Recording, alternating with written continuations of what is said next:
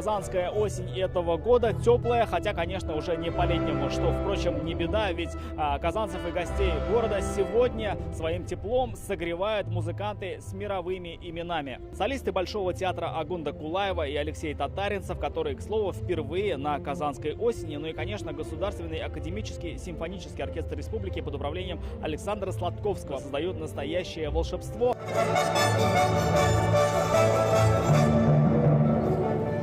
Прогулялись, немножко уже зарядились такой вот праздничной, настоящей атмосферой, такой солнечный, прекрасный день.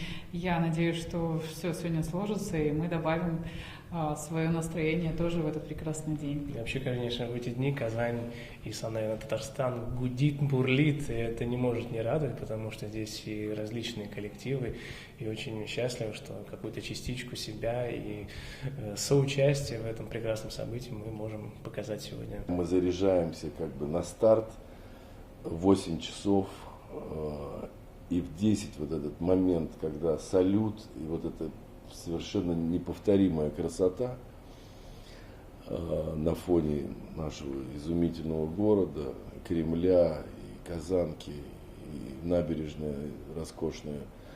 Я, конечно, всегда испытываю такие чувства практически до слез. Казанская осень – это в первую очередь фестиваль классической музыки. Но одна из главных его особенностей, наверное, в том, что в этот праздничный вечер он проходит в одном из самых удивительных мест Казани. Так что, отвечая на вопрос, какая она, казанская осень, я, наверное, скажу, что и безумно красивая.